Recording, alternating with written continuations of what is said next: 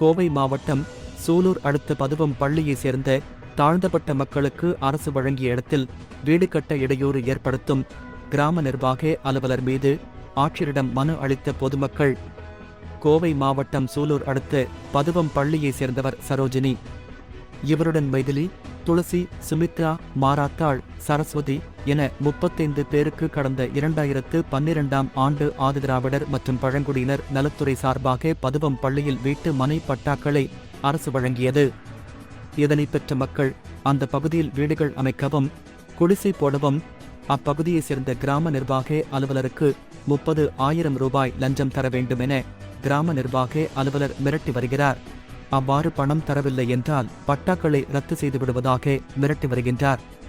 அவ்வாறு செய்யும் கிராம நிர்வாக அலுவலர் மீது உரிய நடவடிக்கை எடுக்க வேண்டும் என்று பாதிக்கப்பட்ட பொதுமக்கள் கோவை மாவட்ட ஆட்சியர் கிராந்திகுமார் பாடியை சந்தித்து புகார் மனு அளித்தனர்.